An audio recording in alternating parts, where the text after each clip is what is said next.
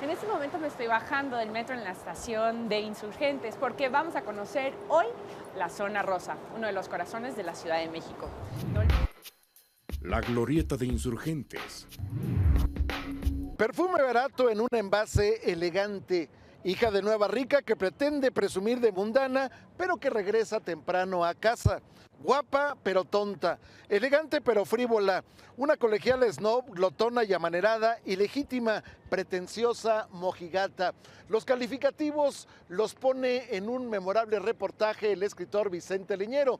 El personaje, ya lo adivinó usted, la Zona Rosa. Hoy la leyenda urbana se va a meter al escenario de la Zona Rosa. Mi nombre es Alberto Barranco Chavarría y esto es un programa para que usted encuentre el encanto de los diversos lugares de la Ciudad de México. En este caso estamos hablando de 29 manzanas que en las décadas de los 50, 60, 70 y parte de los 80 se conocieron como la Zona Rosa.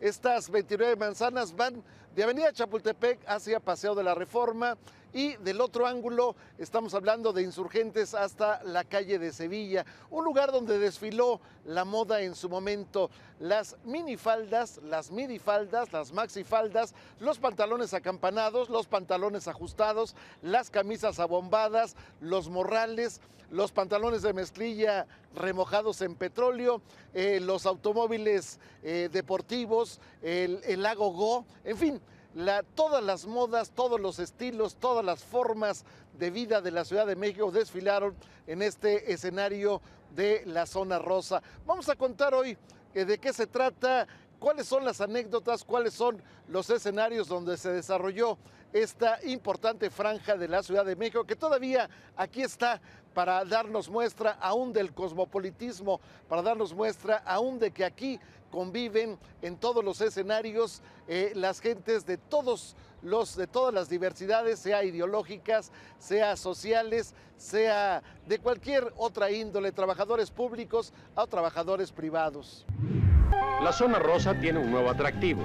Una de sus calles queda libre del tráfico de vehículos. En vez de coches de acero y cristal, vemos preciosas carrocerías de otros materiales. Si ya era ideal para perder el tiempo, sin automóviles esta calle resulta casi el paraíso. En 1887, cuando se inicia a fraccionar lo que se llamó o se llamaría Colonia Americana, bueno, prácticamente esta era una zona yermo. Estamos hablando, por ejemplo, de que en lo que es la glorieta de Cuauhtémoc, donde está la estatua de Cuauhtémoc, bueno, pues había milpas. En lo que es la estatua de Colón había fábricas de ladrillos. Pero posteriormente se empezó a transformar este escenario, los terrenos los había comprado la fábrica de cigarros El Buen Tono, los había vendido para fraccionarlos y entonces se va a iniciar una etapa distinta, van a llegar mansiones verdaderamente impresionantes, quizás las mejores de la Ciudad de México van a estar en este espacio de lo que después sería la Colonia Juárez, una de las primeras mansiones que se crea en la confluencia de Paseo de la Reforma y Bucareli, era la casa de la familia Braniff, que encabezaba Tomás Braniff. En ese lugar se crea una mansión verdaderamente impresionante, que estaba justamente junto de la casa en donde habitaba Ignacio de la Torre y Mier, esposo de Amada Díaz, hija de Porfirio Díaz. Bueno, en ese lugar posteriormente se va a crear el primer edificio de departamentos que hay de lujo en la Ciudad de México. Posteriormente, bueno, se va a crear ahí el Waikiki, uno de los centros nocturnos pues de más larga historia en la Ciudad de México, y finalmente va a crearse ahí la cafetería Kikos, una de las muchas que hubo cafeterías Kikos en la Ciudad de México. Pero estamos hablando también de muchas otras mansiones porfirianas, mansiones con influencia francesa o inglesa, que se van a crear a lo largo de la Zona Rosa. En 1913, durante la Decena Trágica, muchas de esas mansiones serían destruidas por el cañoneo incesante entre el Palacio Nacional y los levantados de la Ciudadela, o los alzados o los rebeldes de la Ciudadela. Posteriormente, Bueno, en este marco de lo que ocurre en la zona rosa, bueno, hacia los 40, digamos que la gente que vivía aquí, los potentados, empezaron a perder fortuna y entonces empezaron a vender las casas. Muchas de las casas se convertirían en los grandes restaurantes de la zona rosa. Así, por ejemplo, el Focolare, así, por ejemplo, el Parador de José Luis, que era una mansión que estaba en la esquina de Paseo de la Reforma y la calle de Niza, una mansión impresionante que va a dejar lugar para que se dé este escenario. Muchos restaurantes van a llegar a la zona rosa y con ella van a llegar también algunos snobs, alguna gente que simplemente por traer un libro viejo bajo el brazo se sentía intelectual, que a veces se metía a las academias Biarritz para aprender algo de inglés, algo de francés, algo de italiano y presumir de mundano. Pero también se van a reunir aquí los grandes intelectuales de su tiempo, por ejemplo, los cineastas, por ejemplo, los escritores, ya mencionamos, Carlos Fuentes, imprescindible en este espacio, Gabriel García Márquez, imprescindible en este espacio, pero también poetas jóvenes como Homero Orígis, escritores jóvenes como José Agustín.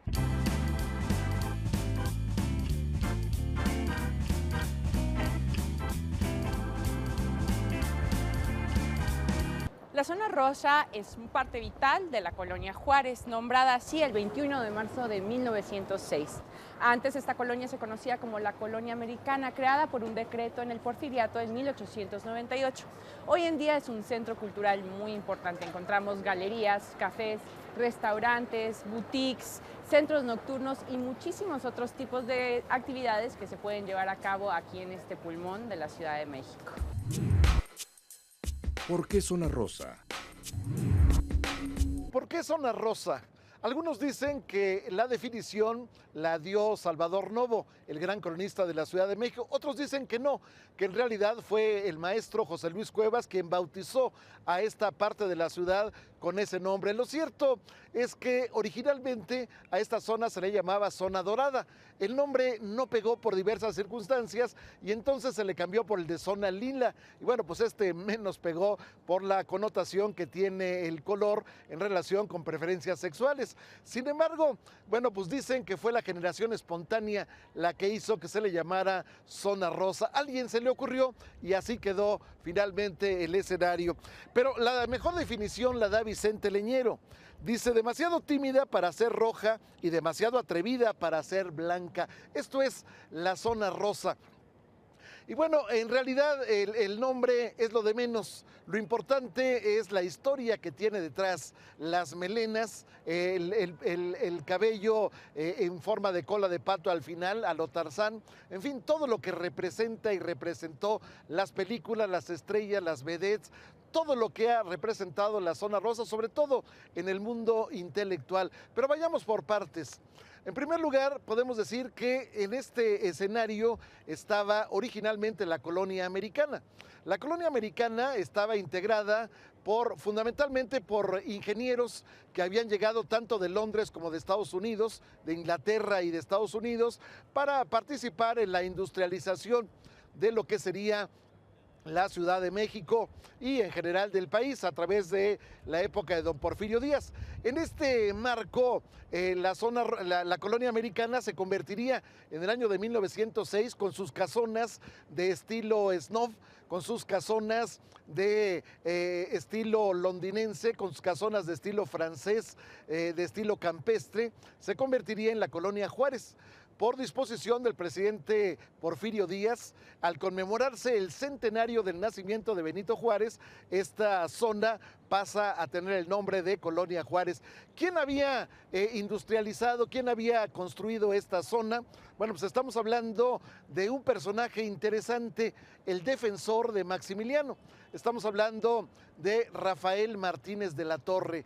Él había construido originalmente la colonia Guerrero, había construido la colonia Buenavista y posteriormente había avanzado para llegar a este marco de lo que, repito, originalmente fue la colonia americana. Sin embargo, Rafael Martínez de la Torre, por diversas circunstancias, no alcanza a terminar este fraccionamiento. Entra en escena una empresa extranjera, americana para más señas o norteamericana para más señas, y posteriormente se empieza ya en forma la colonización de lo que sería primero, repito, la colonia americana y después la colonia Juárez. Pero posteriormente, bueno, ni colonia Juárez ni colonia americana, básicamente este escenario, este espacio, en la década de los 50, 60, 70 y parte de los 80 se convertiría en la zona rosa. La zona rosa se encuentra entre la Avenida de los Insurgentes, el Paseo de la Reforma, la calle de Sevilla y Chapultepec. Y sugieren un recorrido por las ciudades más importantes europeas, ya que sus calles se llaman, por ejemplo, Copenhague, Hamburgo, Liverpool, Londres, entre muchas otras. También hay sitios de interés como la Diana Cazadora, el Monumento a la Independencia y la Glorieta de los Insurgentes. Y en este momento estoy con el señor Pedro Mendoza, uno de los personajes de aquí de la zona rosa desde hace 61 años, nada más ni nada menos que 61 años. Muchísimas gracias por hablar con nosotros y cuénteme cómo ha sido esta experiencia, cómo fue su primera llegada aquí a la zona rosa. Bueno, yo aquí llegué cuando tenía yo de edad 6 años. Fue como llegué ahora sí que por fortuna y por suerte llegué a esta zona que no era zona rosa, era la colonia Juárez, o es la colonia Juárez. Cuénteme cuáles han sido, digamos, las aventuras, porque son 61 años. Debe tener anécdotas aquí. Bueno, lo que ha pasado aquí es que ha cambiado la zona desde hace 45 años, ha habido muchos cambios, inclusive las personas que han estado aquí, personas que nos han ahora sí que abandonado, y gente nueva que ha llegado de muchos lugares de la República. ¿Cómo ha sido el cambio? Bueno, aquí se veía los políticos de antes, que eran los digamos, ¿qué será? Don Miguel Alemán, don Adolfo López Mateos, don Adolfo Ruiz Cortines, el señor Sentíes Gómez, el señor Ramón Aguirre Velázquez, el señor, los hijos de don Plutarco Elías Calles, la sobrina del señor Plutarco Elías Calles, de esa gente que hubo aquí. ¿Y artistas? ¿Se acuerdan? Artistas pues, todos. Aquí había un café que se llamaba El Jineret, y allí se juntaba Alberto Vázquez, Manolo Muñoz, Enrique Rocha, un señor que se llamaba, bueno, no sé si todavía el señor Carlos de Negri, el señor, los hijos del señor Fox, venían al café, la señora Carmen Romano de López Portillo, venían a este café que fue muy famoso en sus años 60, 70. Otra cosa más que quería yo decir, y lo he dicho siempre, yo me he enterado por medio de los periódicos que el señor José Luis Cuevas le puso zona rosa aquí, y no fue él el que le puso zona rosa. Y se lo voy a decir a ustedes porque es una mentira, vil mentira. El señor que le puso zona rosa aquí, les estoy hablando de hace 61 años, no de 10 ni de 20, ese señor fue el señor Francisco Otero, que les llamamos nosotros Paco Otero. Ese fue el primerito que yo oí que hablaba de la zona rosa. Todavía yo no conocía ni a José Luis Cuevas. Bueno, pues muchas gracias. Las gracias las doy a usted, estoy muy agradecido y lo que usen, esas son las. Bueno, muchas gracias, señor Pedro. Las estrellas de la zona rosa. Cambiado radicalmente el escenario de la zona rosa, muchos actores vienen a vivir. Había un departamento, un edificio de departamentos en la calle de Liverpool. Ahí vivía, por ejemplo, una mujer que hizo época, Emily Kranz. Vivía también Andy Russell. Andy Russell, toda una página en la vida de la farándula en México, pero también vivió un actor importante que era Enrique Rocha. Enrique Rocha iba al Can-Can, uno de los centros nocturnos de la zona rosa, y ahí se barajaba la idea de hacer una película que después sería Los Caifanes. Era su frente en la frente que más he amado en mi vida. Se enteró de tarde en el río, la sacó muerta el doctor. Dicen que murió de frío, yo sé que murió de amor. Allá en la bóveda helada la pusieron en 2 bancos. Veces su mano afilada, veces sus zapatos blancos.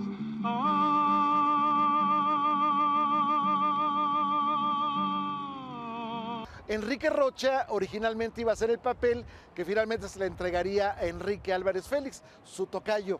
Este papel, como usted recordará, en el escenario de esta maravillosa película, bueno, pues es un niño bien que va con una muchacha destrampada, que es Julissa, y que se reúne con un conjunto de gente, pues más bien diríamos más cercano a la vagancia que a ser hombres de bien. Y sin embargo, bueno, las aventuras que se viven son impresionantes. Ahí se ve la anécdota, por ejemplo, de ponerle un brasier a la estatua de la Diana Cazadora.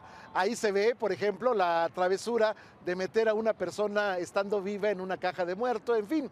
Bueno, esta película se va a ensayar originalmente del Cancán, pero bueno, el Cancán era un lugar junto con el Jacarandas donde se vivía la vida nocturna de la zona rosa, donde se vivía realmente, vamos, el hecho de que la zona rosa viviera hasta las 4, 5 y en ocasiones 6 de la mañana.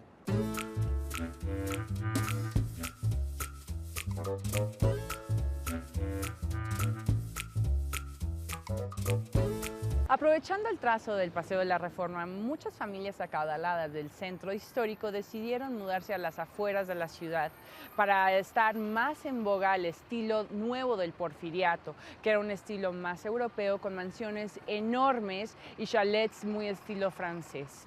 Esta zona de la ciudad también se fue transformando a mediados de 1940. De hecho, Carlos Fuentes nos hace una descripción en su libro La región más transparente. Germán Valdés Tintán. Tus besos se llegaron a recrear aquí en mi boca, llenando de ilusión y de pasión mi vida loca. Las horas más felices de mi amor fueron contigo. Por eso es que mi alma siempre extraña el dulce alivio. Estamos en la calle de Génova, uno de los ejes de la zona rosa durante muchos años. Aquí a mis espaldas está una estatua del gran pachuco Germán Valdés Tintán, dentro del escenario ecléctico de la zona rosa, donde conviven todos colores, olores, sabores, razas. Bueno, pues ya vimos en la glorieta del Metro de Insurgentes la estatua del Sereno, aquel que cuidaba la tranquilidad de las calles de la Nueva España y todavía del México independiente hasta el siglo XIX, aquel que gritaba en las calles las 12 y sereno, aquel que llegaba con su vela para prender el farolito que iluminaba apenas una calle de la Ciudad de México. Bueno, aquí tenemos al Pachuco. El Pachuco Tintán, bueno, pues es un personaje que deambuló, si bien no exactamente en persona, bueno, pues sí el personaje, la figura, la traza de Tintán, ¿cuántas veces no deambuló con los grandes sacos cruzados, con la flor pegada en la solapa, en fin, con la cadenota? ¿Cuántas cosas, cuántos escenarios no se dieron en la vida de Tintán? Aquí tenemos a Tintán, con un amigo preparando provisiones para un día de agitado descanso.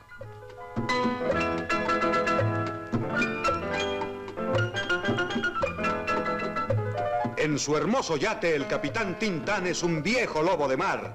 Un viejo lobo de mar. Un viejo lobo de mar. Un viejo lobo de mar. Tintán no se raja ante el mundo del silencio. Y aquí lo tenemos listo para cebar algunos peces que se propone pescar el año próximo.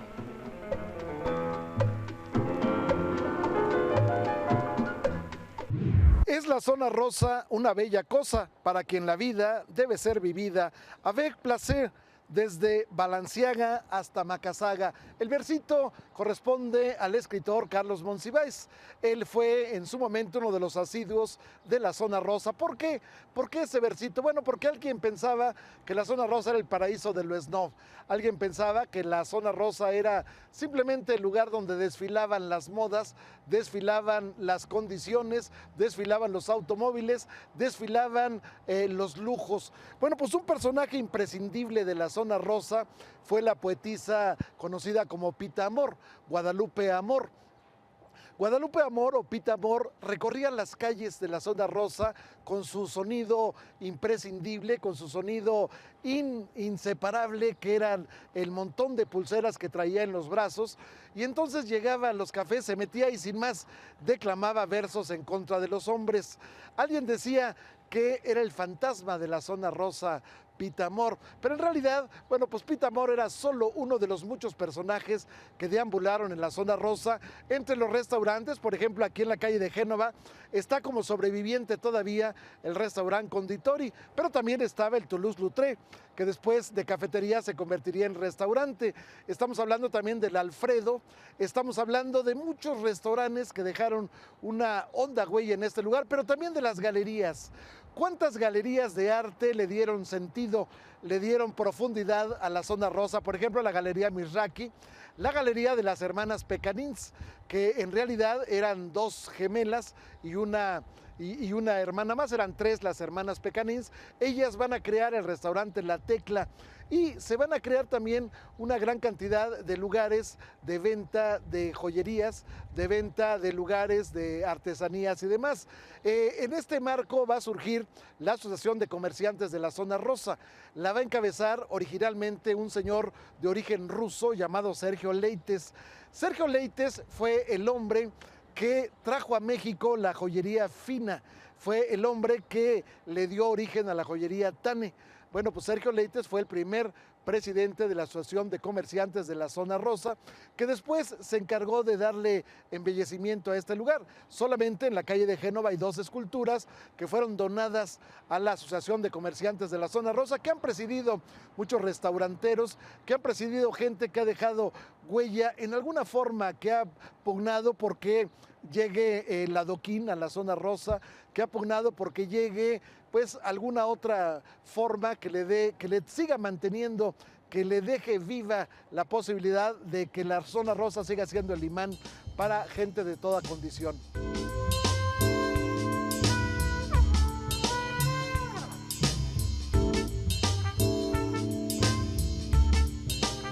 En los años 50 ya la colonia nombrada Colonia Juárez empezó a cambiar, ya que sus antiguas mansiones y palacetes fueron convertidas en restaurantes de lujo, galerías de arte, boutiques, tiendas y hoteles, que hicieron de esta zona una zona muy popular en esa época. También era visitada por diferentes artistas como Guadalupe Pita Amor, Manuel Felgueres y también Carlos Monsiváis, que empezaron a convertir esta zona en una de las zonas más elegantes, además de traer esta tradición europea de asistir a los cafés para conversar y para galantear. La Zona Rosa. ¿Cuántas películas se filmaron en la Zona Rosa? Bueno, recuerdo tres. Una se llama El día comenzó ayer, se filmó en 1965 y la hizo Ícaro Cisneros. Estamos hablando de una película que recrea justamente el escenario donde llegaban los grandes escritores, donde los aprendices de poetas, de escritores, de ensayistas, llegaban a brevar algo de los grandes como ya Carlos Fuentes, Carlos Monsiváis, Gabriel García Márquez. Estamos hablando de una película también que se llamó Los Amigos. La característica fundamental de esta película, filmada totalmente en la Zona Rosa, era que había debutado como actor José Luis Cuevas, un personaje imprescindible en el marco de la Zona Rosa. Pero también hay una película más que se llama Las Dos Helenas, en donde, bueno, pues también se recrean parte de los escenarios de la Zona Rosa, las cafeterías, los restaurantes. Por ejemplo, el restaurante 123, que dejara honda, profunda huella en la vida de la Zona Rosa y que había pasado justamente de ser una casona de la época de Don Porfirio a ser el gran restaurante que fue. Estamos hablando también de muchas actrices a nivel internacional que llegaron a la zona rosa, por ejemplo, Brigitte Bardot, por ejemplo, Jeanne Moreau, cuando vinieron a filmar Las dos divas a México. Estamos hablando de Marilyn Monroe, aquella famosa visita que incluyó el restaurante El Taquito. Bueno, pues también tuvo una estación en este lugar, aquí en la zona rosa. Se aparece en México la reina norteamericana del sexy, Marilyn Monroe. ¿Les parece delgada? Es sencillamente maravillosa y ágil. En el amor, ha pasado de la comedia de Joe DiMaggio al drama de Arthur Miller. Sabe cómo pescar a un millonario. Sabe en qué consiste la comezón del séptimo año y sabe que lo mejor de la doctrina Monroe es Marilyn. Entre muchas otras divas que llegaron a la zona rosa, que se hospedaron en el Hotel Genève de larga trayectoria y que finalmente caminaron por las calles de este escenario que hoy estamos describiendo. En 1898 la zona rosa era un sitio de mucho abolengo y a comienzos del siglo XX quedaba aquí ubicada la Embajada de Estados Unidos. En esa época, en 1920 más o menos, vivía aquí el embajador Dwight Morrow, que tenía una hija que se llamaba Anne Spencer Morrow. Esta hija se enamoró profundamente del aviador americano Charles Lindbergh, que venía a la zona rosa a visitar a su amante, que después pasaría a ser su esposa. Como ven, la zona rosa definitivamente sigue transformándose y es un sitio que ya en estos momentos alberga artistas y gente de diferentes partes del mundo que vienen aquí a visitar nuestra ciudad. Esto fue Leyenda Urbana. Nosotros los vemos la próxima semana con nuestra siguiente emisión. Podemos hablar de muchísimos lugares, muchísimas anécdotas, pero bueno, baste una frase que escribió Elena Poniatowska, por cierto, sobrina de Pita Amor. Dice: de pronto, junto a los fresnos, junto al camellón de pasto del Paseo de la Reforma, floreció una rosa negra. Sus pétalos se desplazaron insinuantes, fuertes, con un aroma hasta entonces desconocido. Niza, Génova, Hamburgo, Londres, Amberes. Surgió en la noche, pero ya había echado raíces hace mucho tiempo, en tiempos de Don Porfirio. El espacio de la ciudad, de calles con nombres de ciudades europeas, el espacio de la ciudad más cosmopolita, el espacio quizás más snob, el espacio más entrañable para unos, más aborrecible para otros. La zona rosa no es, como dicen, monedita de oro. Gracias por haber estado con nosotros en esta leyenda urbana. El próximo sábado a las 10 de la noche, espero que nos siga brindando la sala de su casa para platicar con usted. Y si no nos ve el sábado, el domingo, a las 3 de la tarde, tenemos lo mejor de Leyenda Urbana. Por hoy, muchas gracias.